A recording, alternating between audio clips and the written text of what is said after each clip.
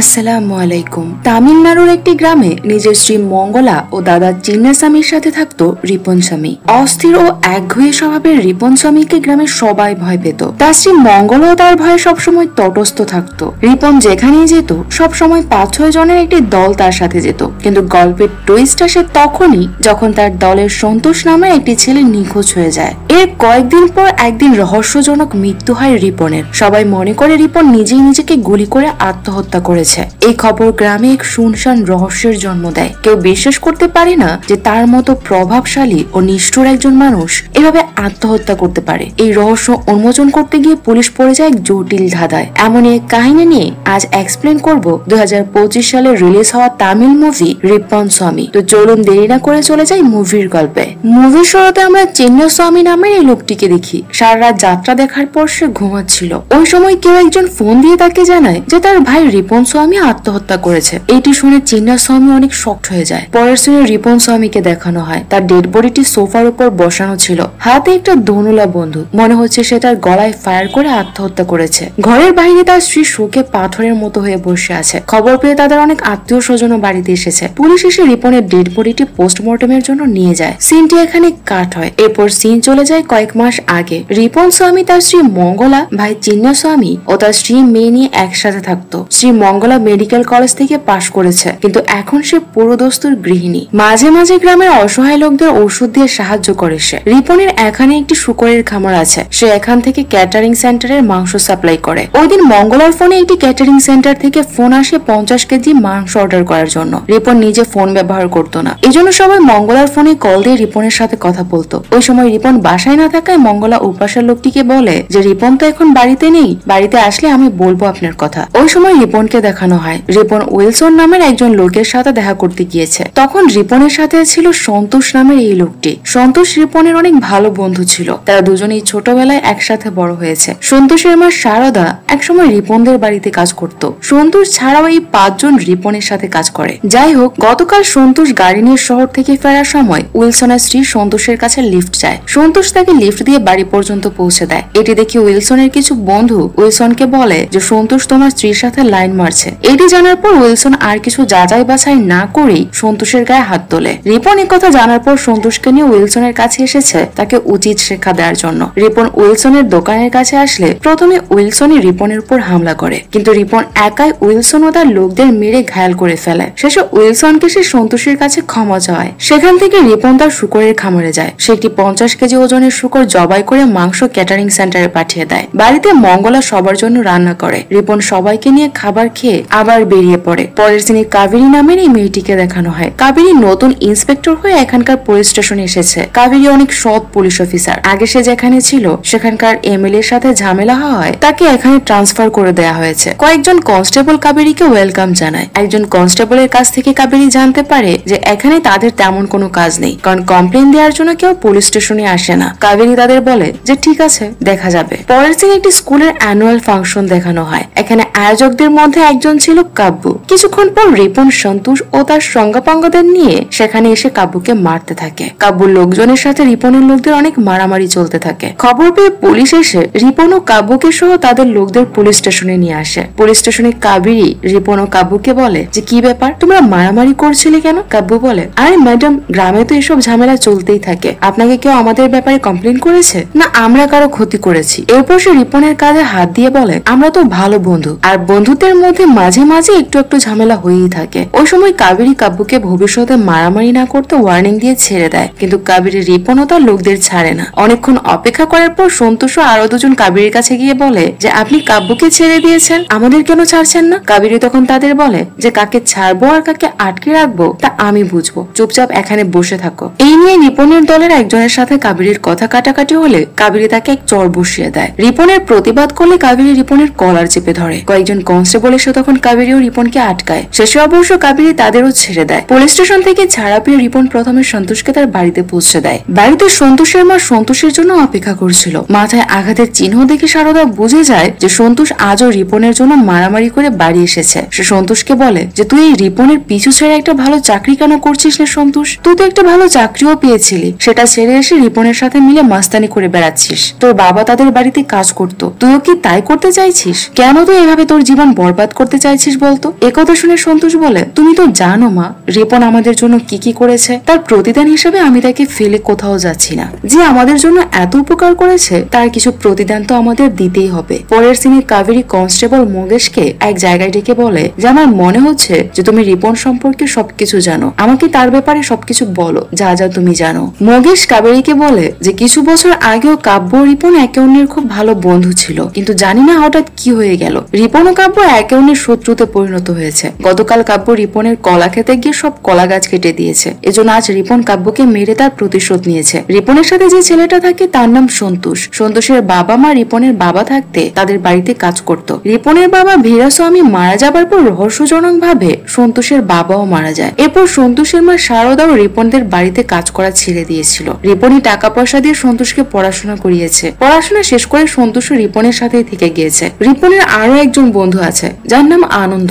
রিপন আনন্দকেও পড়াশোনা করিয়ে পুলিশে চাকরি দিয়েছে। এখন সে তার বউ বাচ্চা নিয়ে অন্য শহরে থাকে। সে সবাইকে পড়াশোনা করালো, নিজে পড়াশোনা করেনি। সে প্রাইমারি পাশ করে তার বাবার ব্যবসা ও ক্ষেত খামার দেখাশোনা করা শুরু করে, আর শুরু করে দাদাগিরি ও মারপিট। তবে সে অনেক ভালো কাজও করে। বেশ কিছু বছর আগে এই এলাকায় একজন লোক শহর থেকে এসে সিগারেট ফ্যাক্টরি দিয়েছিল। সে বিভিন্নভাবে মানুষকে টর্চার করত। একদিন রিপন সেখানে গিয়ে ফ্যাক্টরি মালিককে অনেক উদ্যম মধ্যম দেয়। এরপর থেকে সে ফ্যাক্টরি মালিককে আর দেখা যায়নি। কেউ কেউ বলে যে রিপনের ভয়ে লোকটি ফ্যাক্টরি ফেলে পালিয়ে গিয়েছে, আবার কেউ কেউ বলে যে রিপন লোকটিকে মেরে গুম করে দিয়েছিল। মোগেশের কাছ থেকে এসব জানতে পেরে কাবেরী অনেক শকড হয়ে যায়। এদিকে রিপনের ভাই ও ভাবি বেঙ্গালুরুতে তার এক আত্মীয়ের বিয়েতে যাবার জন্য রেডি হচ্ছিল। তারা মঙ্গলাকেও তাদের সাথে যেতে বললে মঙ্গলা যাওয়ার জন্য রাজি হয়, কিন্তু রিপন ওই সময় মঙ্গলাকে এ ব্যাপারে কিছু বলে না। ওই দিন রাতে রিপন ঘর থেকে বেরিয়ে বাড়ি থেকে সামান্য দূরে এক জায়গায় যায়। সেখানে সে কি করতে গিয়েছিল তা আমরা একটু পরে জানতে পারবো। যাই হোক, কিছুক্ষণ পর সে বাড়িতে ফিরে মঙ্গলার ফোন থেকে তার দলের লোকদের ফোন দিয়ে বলে যে আমার গাড়ির নিচে চাপা পড়ে একটি বাঘ মারা গেছে, তোমরা এখনই শুকরের খামারের কাছে চলে আসো,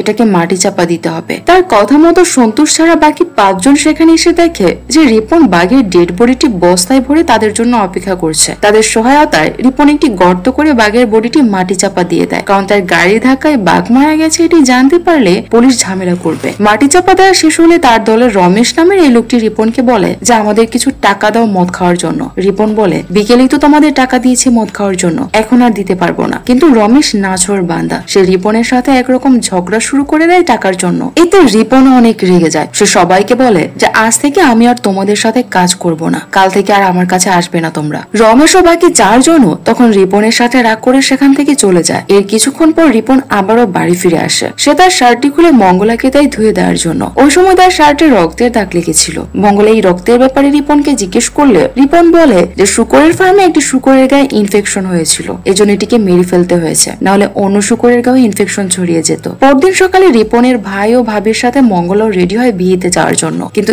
এবার রিপন মঙ্গলাকে তাদের সাথে যেতে মানা করে। এতে তার ভাই ও ভাবি চলে যায় মঙ্গলাকে ছাড়াই। এই কারণে মঙ্গলা অনেক কষ্ট পায়, কারণ 3 বছরের বিবাহিত জীবনে সে কখনোই বাড়ির বাইরে যেতে পারেনি। সে কান্না করতে করতে তার গহনা খুলে রাখতে থাকে। ওই সময় রিপন সেখানে এসে মঙ্গলাকে পেছন থেকে জড়িয়ে ধরে বলে বিয়ের পর তোমাকে এই বাড়িতে একা কখনো পাইনি, এজন্য তোমাকে যেতে মানা করেছি। আমি আর তুমি পার্সোনাল কিছু সময় কাটাবো। এরপর সে বাড়ির সব কাজের লোকদের 4 দিনের জন্য ছুটি দিয়ে দেয়। সবাইকে 4 দিন পর আবার কাজে আসতে বলে। এদিকে গত রাতে সন্তোষ বাড়িতে ফেরেনি, এজন্য শারদা অনেক চিন্তিত ছিল। সে সব জায়গায় সন্তোষকে খুঁজতে থাকে, এমনকি সে কাব্যর কাছেও যায় সন্তোষের খোঁজ করতে। কিন্তু কাব্য শারদাকে বলে যে আমার শত্রুতা রিপনের সাথে, আমি কেন সন্তোষের কোনো ক্ষতি করতে যাব। কোনো উপায় না পেয়ে শারদা সন্তোষকে খুঁজতে রিপনের বাড়িতে আসে। রিপন শারদাকে বলে যে কাল বিকেলের পর সন্তোষ আর তার কাছে আসেনি। সে রাতে কয়েকবার সন্তোষকে ফোনও দিয়েছিল, কিন্তু তার ফোন বন্ধ ছিল। সে শারদাকে আরো বলে যে প্রয়োজনে সে নিজে সন্তোষকে খুঁজবে, সে যেন কোনো চিন্তা না করে, আর কালকের মধ্যে যদি সন্তোষকে খুঁজে পাওয়া না যায় তবে যেন সে পুলিশে কমপ্লেন লেখায়। এদিকে কিছুক্ষণ পর রমেশ ও রিপনের দলের বাকি 4 জন রিপনের উপর রাগ করে প্রতিশোধ নিতে পুলিশ স্টেশনে গিয়ে কাবেরীকে বলে দেয় যে গত রাতে রিপন একটি বাঘ মেরে মাটি চাপা দিয়ে রেখেছে। তারা কাবেরীকে নিয়ে সেই স্থানে আসে যেখানে গত রাতে তারা বাঘটি মাটি চাপা দিয়েছিল। গর্ত করে তারা মাটি চাপা দেওয়া বস্তাটি বের করে দেখে যে বস্তার ভেতরে কোনো বাঘ নয়, বরং একটি শুকরের মৃতদেহ রাখা। রিপন তখন আশেপাশেই ছিল। সে সেখানে এসে কাবেরীকে বলে যে গত রাতে তার খামারের অসুস্থ একটি শুকরকে মেরে সে মাটি চাপা দিয়ে রেখেছিল। ওই সময় 5 জনই মদ খেয়ে মাতাল হয়েছিল। তারা তাকে হেল্প করার বিনিময়ে তার কাছে টাকা চাইলে সে টাকা দিতে রাজি হয়নি, এজন্য তারা রাগ করে তাকে ফাঁসাতে কাবেরীকে মিথ্যে বলেছে। এইসব শুনে কাবেরী রাগ করে 5 জনকে বকাঝকা করে চলে যায়। কাবেরী কাবেরী চলে যাওয়ার পর রিপন এই 5 জনকে বলে, আমি জানতাম তোরা আমার সাথে বেইমানি করবি। কি ভেবেছিলি আমাকে এত সহজেই ফাঁসিয়ে দিবি? শোন, তোদের একটা সত্যি কথা বলি, গত রাতে তোরা কোনো শুকর বা বাঘকে নয়, বরং একটা মানুষকে মাটি চাপা দিয়েছিলি। যা পারলে ডেড বডিটি খুঁজে বের করে দেখা। একথা শুনে ওই 5 জন একেবারে শকড হয়ে যায়। এদিকে একদিন পার হয়ে যাবার পর সন্তোষ ফিরে না আসায় সারদা মিসিং কমপ্লেন লেখায়। এই ব্যাপারে ইনভেস্টিগেশন করতে কাবেরী প্রথমে রিপনের বাড়িতেই আসে। সে রিপনকে বলে যে কল রেকর্ড অনুযায়ী সন্তোষের সর্বশেষ তোমার স্ত্রী মঙ্গলার সাথে ফোনে কথা হয়েছিল। রিপন বলে, আসলে ম্যাডাম আমি ফোন ব্যবহার করি না, সবার সাথে আমি মঙ্গলার ফোন থেকে কল করে কথা বলি। গতকাল মঙ্গলার ফোন থেকে আমি সন্তোষকে ফোন করেছিলাম এটি জানানোর জন্য যে আজ 50 কেজি শুকরের মাংস ডেলিভারি দিতে হবে। কাবেরী রিপনকে সন্তোষের ব্যাপারে আরো কিছু জিজ্ঞাসাবাদ করে, কিন্তু এখান থেকে কোনো ক্লু না পেয়ে কাবেরী ফিরে যায়। পরের সিনে আমরা পুলিশ কমিশনার আনন্দকে দেখি, অর্থাৎ এটি সেই আনন্দ যাকে রিপন নিজ খরচে পড়াশোনা শিখিয়ে নিজে ঘুষ দিয়ে পুলিশের চাকরি পাইয়ে দিয়েছে। রিপন আনন্দকে বলেছিল যে 5 দিনের ছুটি নিয়ে তার সাথে দেখা করতে আসতে। আনন্দ রিপনের কাছে আসলে রিপন আনন্দকে বলে যে তোমাকে আমি টাকা পয়সা খরচ করে পড়াশোনা করিয়েছি, নিজে ঘুষ দিয়ে পুলিশের চাকরি পাইয়ে দিয়েছি, সেসব কথা ভুলে যাওনি তো? আনন্দ বলে, আরে না বন্ধু, তোমার ঋণ আমি কোনোদিনও পরিশোধ করতে পারবো না। রিপন বলে তাহলে সময় এসেছে সেই ঋণ পরিশোধ করার। তোমার পুলিশের চাকরি ব্যবহার করে আমার একটা কাজ করে দিতে হবে। আনন্দ বলে, আমাকে কি করতে হবে তার শুধু একবার তুমি বলো। রিপন বলে, সময় হলে বলবো, তুমি শুধু প্রস্তুত থেকো। এরপর রিপন আনন্দকে মদ খাওয়াতে একটা বারে নিয়ে যায়। পথে একজন লোক রিপনের উপর হামলা করে রিপনকে মারার জন্য, কিন্তু রিপন লোকটিকে মেরে সেখান থেকে ভাগিয়ে দেয়। তখন আমরা জানতে পারি যে রিপনকে মারার জন্য এই লোকটিকে ভাড়া করেছিল তার দলে আগে কাজ করা সেই 5 জন, যারা একসময় রিপনের জন্য জান দিতে প্রস্তুত ছিল। স্বার্থের জন্য তারাই আজ রিপনের জীবন নিতে চাচ্ছে। এরপর রিপন আনন্দকে বলে, তোমার স্ত্রীকে নিয়ে আজ আমাদের বাড়িতে চলে আসো, আমরা একসাথে ডিনার করব। সন্ধ্যায় আনন্দ তার স্ত্রীকে নিয়ে রিপনের বাড়িতে আসে। মঙ্গলা তাদের জন্য রান্না করে। খেতে বসে আনন্দের স্ত্রী মঙ্গলাকে বলে, বৌদি তো দাদাকে অনেক ভালোবাসেন, তো দাদার কোন জিনিস আপনার সব থেকে অপছন্দের? একথা শুনে মঙ্গলা হাসতে হাসতে বলে যে ও নিয়মিত গোসল করে না। এটি শুনে রিপন মঙ্গলার দিকে চোখ বড় বড় করে রাগের দৃষ্টিতে তাকায়। এটি দেখে আনন্দের স্ত্রী রিপনকে বলে, আরে দাদা সবসময় এত রাগ করেন কেন? বৌদি মজা করে কথাটা বলেছে। আচ্ছা আপনাদের বিয়ে কি করে হয়েছিল, মানে আপনাদের লাভ স্টোরি শুনতে চাই। প্রথমে রিপন এসব বলতে না চাইলো আনন্দের স্ত্রীর জোড়াজড়িতে রিপন বলতে বাধ্য হয় যে মঙ্গলার সাথে তার বিয়ে কিভাবে হয়েছিল। সিন এখান থেকে ফ্ল্যাশব্যাকে নিয়ে যাওয়া হয় 3 বছর আগে। ওই সময় এই গ্রামে ইন্টার ডাক্তারদের একটি মেডিকেল ক্যাম্প পরিচালনা করা হয়। মঙ্গলা ওই মেডিকেল ক্যাম্পে গ্রামে এসেছিল। সেখানে রিপন মঙ্গলাকে প্রথম দেখেছিল। প্রথম দেখাতেই মঙ্গলাকে ভালো লেগে যায় তার। এরপর থেকে নানা বাহানায় সে মঙ্গলাকে দেখতে মেডিকেল ক্যাম্পে চলে যেত। মঙ্গলাও তাকে দেখে মুচকি মুচকি হাসতো। এতে রিপন মনে করে যে মঙ্গলাও তাকে হয়তো পছন্দ করে। এজন্য একদিন রিপন মঙ্গলার কাছে গিয়ে বলে, তোমাকে আমার ভালো লেগেছে আর আমার মনে হয় যে তুমিও আমাকে পছন্দ করো, আমি তোমাকে বিয়ে করতে চাই। এই কথা শুনে মঙ্গলা তাকে কোনো কথা না বলে সেখান থেকে চলে যায়। এরপর রিপন মঙ্গলার বাবার সাথে দেখা করে বিয়ের প্রস্তাব দেয়। মঙ্গলার বাবা মঙ্গলাকে রিপনের কথা জানায় আর তারপর তাদের বিয়ে হয়ে যায়। ওই দিন রাতে ডিনারের পর রিপন আনন্দকে বাড়ির বাইরে ডেকে নিয়ে যায়। সেখানে সে আনন্দকে বলে যে আমি একটি কাজ করে ফেলেছি, আমি সন্তোষকে মেরে ফেলেছি। এই কথা শুনে আনন্দ একেবারে শকড হয়ে যায়। সে রিপনকে বলে, কিন্তু কেন তুমি এই কাজ করতে গেলে? এবার রিপন বলে, সন্তোষ আমার বিশ্বাসের সুযোগ নিয়ে আমার সাথে বিশ্বাসঘাতকতা করেছে। আমার স্ত্রীর ওপর তার খারাপ নজর ছিল। প্রায় সে নানা অজুহাতে মঙ্গলাকে স্পর্শ করত। আমার অনুপস্থিতিতেও সে বাড়িতে আসতো। এজন্য আমি তাকে খুন করেছি। আমি আরেকটা খুন করব, আর সেটা মঙ্গলাকে। কারণ আমার ধারণা মঙ্গলা ও সন্তোষকে প্রশ্রয় দিত, কারণ তা না হলে এতদিনে সে সন্তোষের ব্যাপারে আমাকে কিছু না কিছু তো বলতো, কিন্তু সে আমাকে এ ব্যাপারে কোনো কথাই আজ পর্যন্ত বলেনি। এ কথা শুনে আনন্দ বলে, তোমার এসব করার আগে মঙ্গলার সাথে একবার কথা বলা উচিত। হতেও তো পারে যে সে এসব ব্যাপারে নির্দোষ। রিপন তখন বলে, তোমার স্ত্রী যদি এমন কিছু করতো তবে তুমি কি করতে? আমি ওকেও খুন করব, আর তুমি আমাকে বাঁচাবে পুলিশের হাত থেকে। ভুলে যেও না তোমার উপর আমার অধিকার রয়েছে। আনন্দ তখন বলে, তুমি ঠিক হও বা ভুল, তোমাকে আমি রক্ষা করব, তুমি কোনো চিন্তা করো না। পরের সিনে আমরা দেখি যে সেই 5 জন আবারও পুলিশ স্টেশনে গিয়ে কাবেরীকে বলে দেয় যে সেদিন রাতে রিপন একজন মানুষকে মেরে মাটি চাপা দিয়েছিল, আর তাদের সন্দেহ যে সে সন্তোষকে মেরেছিল সেদিন, কারণ ওই দিনের পর থেকে সন্তোষ মিসিং। কিন্তু কাবেরী তাদের কথা বিশ্বাস করে না, কারণ তার কাছে রিপনের বিরুদ্ধে কোনো প্রমাণ নেই। উপরন্তু এখনো সন্তোষের ডেড বডিও পাওয়া যায়নি। এছাড়া এই 5 জন শত্রুতার জন্য রিপনের নামে মিথ্যে দোষারোপ করছে। এজন্য কাবেরী এই 5 জনের কাছ থেকে লিখিত অভিযোগ নিয়ে তাদেরকে চলে যেতে বলে। এরপর কাবেরী কনস্টেবল মোগেশকে রিপনের বাবা ভিরাস্বামী সম্পর্কে জিজ্ঞেস করে। মোগেশ কাবেরীকে বলে যে ভিরাস্বামী তখন এই এলাকার সবচেয়ে প্রভাবশালী লোক ছিল। জঙ্গলে বন্য শুকুর শিকার করা তার নেশা ছিল। একদিন রাতে সে তার কিছু লোক নিয়ে জঙ্গলে শিকার করতে যায়, কিন্তু জঙ্গলে তার রহস্যময় মৃত্যু হয়। ওই সময় ভীরাস্বামীর সাথে সুন্দরাম নামের একজন লোক কাজ করত। ভীরাস্বামীর মৃত্যুর পর সে কাজ ছেড়ে দেয়। ভীরাস্বামীর মৃত্যুর ব্যাপারে সে হয়তো আরো ডিটেলস বলতে পারবে। আপনি চাইলে তার সাথে একবার কথা বলতে পারেন। তার কথা মতো কাবেরী সুন্দরমের সাথে দেখা করতে যায়। সুন্দরম তাকে জানায় যে একদিন রাতে তারা জঙ্গলে শিকার করতে গিয়েছিল। ভীরাস্বামী বন্দুক নিয়ে একদিকে আর তারা মশাল হাতে অন্যদিকে ছিল। হঠাৎ তারা গুলির আওয়াজ শুনতে পায়। দৌড়ে সেখানে গিয়ে তারা ভীরাস্বামীকে মরে পড়ে থাকতে দেখে। তার বুকে গুলি লেগেছিল। ভীরাস্বামীর পর বিশ্বনাথ তাদের সাথে চাকরের মতো ব্যবহার করত। এই বিশ্বনাথ ছিল ভীরাস্বামীর সবচেয়ে বিশ্বস্ত লোক আর শারদার স্বামী অর্থাৎ সন্তোষের বাবা। তার খারাপ ব্যবহারের জন্য সে কাজ ছেড়ে দিয়েছিল। এর 1 বছর পর বিশ্বনাথেরও রহস্যজনক মৃত্যু হয়েছিল। একটি পুকুরে তার মৃতদেহ পাওয়া গিয়েছিল। সবাই মনে করেছিল যে মদ খেয়ে বাসায় আসার সময় পুকুরে পড়ে তার মৃত্যু হয়েছিল। ওই সময় রিপনের বয়স ছিল 17 বছর। সে সবসময় তার বাবার আশেপাশেই থাকতো, বিশেষ করে শিকারের সময়। কাবেরী সুন্দরমের কাছ থেকে জানতে পারে যে ওই সময় সে ছাড়াও আরো 3 জন ভীরাস্বামীর সাথে কাজ করত। তারা এখনো রিপনের সাথে কাজ করে। এরপর কাবেরী সেই 5 জনকে পুলিশ স্টেশনে ডেকে হাঁটু গেড়ে বসিয়ে বলে, আমি জানতে পেরেছি যে তোমরা ভীরাস্বামী ও পরে বিশ্বনাথকে খুন করেছো। আমি সেই কেস আবার রিওপেন করব। এটি শুনে তারা অনেক ভয় পেয়ে যায়। রমেশ তখন কাবেরীকে বলে, আমরা তাদের মারিনি ম্যাডাম, তবে একটা সত্যি আমরা অনেক বছর ধরে সবার থেকে লুকিয়ে রেখেছি। ভীরাস্বামী ও বিশ্বনাথের স্ত্রী শারদার সঙ্গে অবৈধ সম্পর্ক ছিল। ভীরাস্বামীর স্ত্রী অনেক অসুস্থ থাকায় সে বিছানায় পড়েছিল। এই সুযোগে শারদার সাথে তার সম্পর্ক গড়ে ওঠে। বিশ্বনাথ সবকিছু জেনেও চুপ ছিল,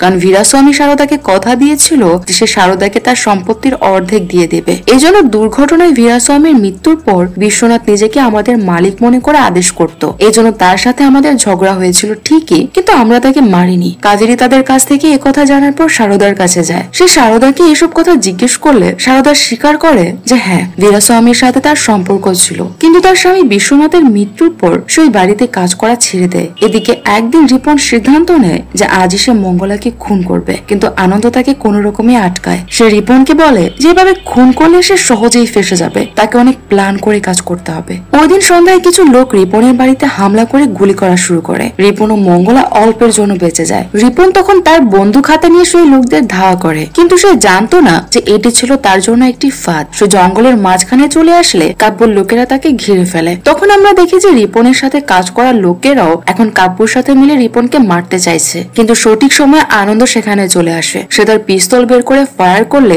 সবাই সেখান থেকে পালিয়ে যায়। আর একটু দেরি হলে কাব্যর লোকেরা রিপনকে মেরে ফেলতো। সেখান থেকে পালিয়ে গিয়ে রিপনের সাথে আগে কাজ করা চিন্নু নামের এই লোকটি বাকিদের বলে, আমার একটা জিনিস খুব খটকা লাগছে। সেদিন রাতে আমরা যখন বস্তাটি মাটি চাপা দিয়েছিলাম তখন গর্তটি বেশ গভীর ছিল, কিন্তু গর্ত থেকে যখন বস্তাটি তোলা হয় তখন গর্তটি তেমন গভীর ছিল না। আমার সন্দেহ হচ্ছে যে বস্তার নিচে হয়তো আরেকটি বস্তা ছিল। তারা এই কথা কাবেরীকে জানালে কাবেরী আবারও গর্ত খোদাই করে। এবার তারা গর্ত থেকে সত্যি সত্যি আরেকটি বস্তা খুঁজে পায়। এই বস্তা খোলার পর এর ভেতর থেকে বেরিয়ে আসে সন্তোষের অর্ধগলিত লাশ। রিপন ও আনন্দ তখন পাশেই ছিল। আনন্দ রিপনকে বলে, তুমি কোনো কথা বলো না, আমি দেখছি ব্যাপারটা। এরপর সে কাবেরীকে এক পাশে ডেকে নিয়ে বলে যে আপনি প্রমোশন, ট্রান্সফার যা চান তাই পাবেন, কিন্তু আপনাকে মামলার এজাহারে লিখতে হবে যে সেদিন রাতেই 5 জনের সাথে সন্তোষের ঝগড়া ও মারামারি হয়। এরপর তারা সন্তোষকে মেরে এখানে মাটি চাপা দিয়ে দিয়েছে, আর তারপর রিপনকে ফাঁসাতে তারা পুলিশ স্টেশনে গিয়ে মিথ্যে বলেছে। কাবেরী তখন আনন্দকে সরাসরি কিছু বলে না। তার হাবভাব দেখে মনে হচ্ছিল না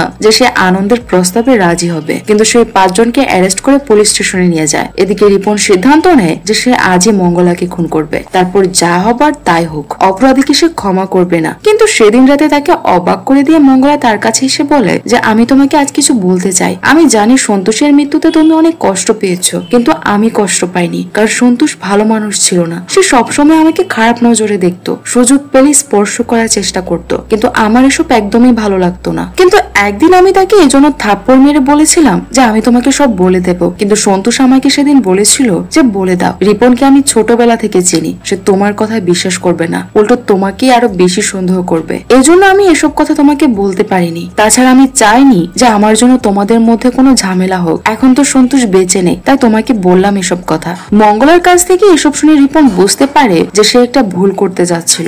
আসলে মঙ্গলা তো নির্দোষ। মঙ্গলার চরিত্রে কোনো দোষ ছিল না, দোষ ছিল সন্তোষের চরিত্রে। এবার রিপন মঙ্গলাকে বলে দেয় যে সে নিজে সন্তোষকে খুন করেছে। তাকে মারার পর তার হাত পা কেটে বস্তায় ভরে মাটি চাপা দিয়ে দিয়েছিল। সে ভুল বুঝে সে মঙ্গলাকেও মারতে যাচ্ছিল। ভালো হয়েছে যে আজকে মঙ্গলা তাকে সব সত্যি কথা বলে দিয়েছে, না হলে একটা অঘটন ঘটে যেত আজকে। সে মঙ্গলাকে আরো বলে যে আমার মা অসুস্থ থাকায় সন্তোষের মা শারদা আমার বাবার সাথে পরকীয়ার সম্পর্ক তৈরি করে। এজন্য বাবার বন্ধুকে আমি উল্টো গিয়ার চালু করে রেখেছিলাম, যাতে গুলি চালানোর পরে গুলির সামনে না গিয়ে পেছনে আসে। এভাবে আমি বাবাকে শাস্তি দেই। এরপর শারদার স্বামী বিশ্বনাথ নিজেকে আমাদের সম্পত্তির মালিক ভাবতে থাকে, কারণ আমার বাবা শারদাকে কথা দিয়েছিল যে সম্পত্তির অর্ধেক তাকে দিয়ে দেবে। এজন্য আমি বিশ্বনাথকে মেরে পুকুরের পানিতে ফেলে দেয়, আর তারপর শারদাকে এই বাড়ি থেকে বের করে দেয়, কারণ কুকুরদের বাড়ির ভেতরে নয় বরং বাহিরেই রাখতে হয়। এখন আমার শত্রু একজনই বাকি, আর সে কাব্য। তুমি একটা কাজ করো, কাব্যকে ফোন দিয়ে বলো যে আমি তার সাথে দেখা করে হিসেব বরাবর করতে চাই। ওই দিন রিপন আনন্দের সাথে দেখা করে তাকে জানায় যে মঙ্গলার নির্দোষ।